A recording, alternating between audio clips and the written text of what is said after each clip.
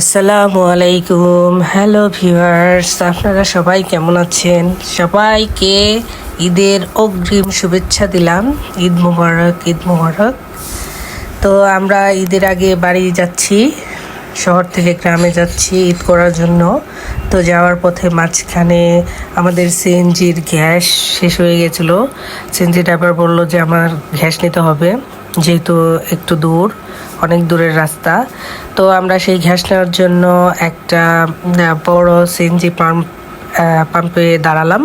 তো সেখানে দাঁড়ানোর পর গাড়ি থেকে নামলাম, যেহেতু সময় লাগতেছে, অনেক লম্বা সিরিয়াল, অনেক লোক গাড়িতে গ্যাস ভরার জন্য আসছে।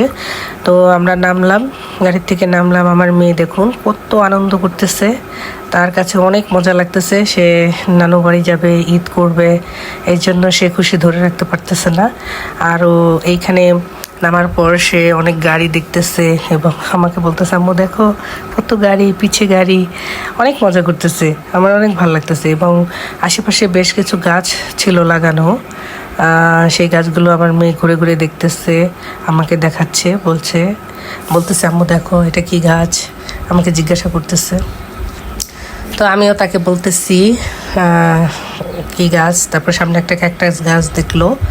তো আমি সেই গাছ থেকে ছোট্ট একটু ডাল ভেঙে হাতে নিলাম। তো দুর্ভাগ্যের বিষয়, সেটা ভাঙার সময় আমার হাতে কাঁটা বিঁধে গেল। তো আমি অনেক ব্যথা পেলাম কাঁটা বিঁধার কারণে। তো তারপর আমি ওখানে অনেক সময় আমার মেয়ের সাথে ঘুরলাম, হাঁটাহাঁটি করলাম। এই দেখুন, এই সেই ছোট্ট ডাল পাতা ক্যাকটাসের। তো এই ক্যাকটাসে অসংখ্য কাঁটা। তো আমি বুঝতে পারি না এত ছোট একটা পাতার মধ্যে কাঁটা থাকবে এবং সেটা আমার হাতে এভাবে লাগবে। তো দেখুন, আমার মেয়ে আমার সাথে অনেক গল্প করতেছে, অনেক কথা বলতেছে। সে নানু বাড়ি গিয়ে কী কী করবে সেগুলো বলতেছে এবং আশেপাশে গাড়িগুলো দেখে অনেক এক্সাইটেড হচ্ছে। ওর অনেক ভালো লেগেছে এখানে। সে আমাকে দেখাচ্ছে, বলতেছে দেখো আম্মু কত গাড়ি। তো ভালো লাগতেছে আসলে। ঈদের আগে বাড়ি যাওয়ার মুহূর্তটা আসলেই অনেক অনেক মজার এবং আনন্দের থাকে। তো আপনারা যে যেখানেই আছেন সবাই ঈদের আনন্দটা সবার সাথে ভাগ করে নেবেন। দেখুন, আমার মেয়ে গাছগুলো আমাকে দেখাচ্ছে এবং বলতেছে কোনটা কীরকম লাগতেছে তার কাছে, এবং ভিউয়ারদেরকেও দেখাচ্ছে। দেখুন, গাছগুলো আসলে যত্নের অভাবে, পানির অভাবে দেখুন কি অবস্থা। একটু পানি দিলেই কিন্তু গাছগুলো অনেক সুন্দর সতেজ হয়, বাট কেউ হয়তো খেয়াল করতেছে না গাছগুলোর। আসলে ফুলের গাছ, ফলের গাছ থাকলে সব জায়গায় অনেক সুন্দর লাগে দেখতে।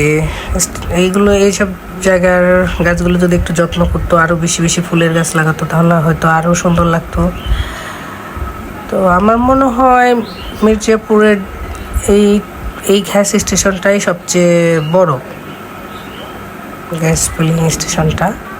তো দেখুন, এখানে একটা গাছ দেখলাম, গাছের ফুলগুলো দেখুন কেমন, পাতাগুলো অদ্ভুত প্রকৃতির, নাম জানি না গাছটার।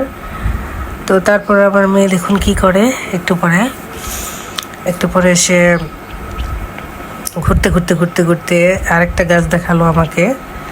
গাছটা সত্যি সুন্দর, বাট এই গাছটার নাম জানি না আমি আসলে, এই গাছটার নাম কি।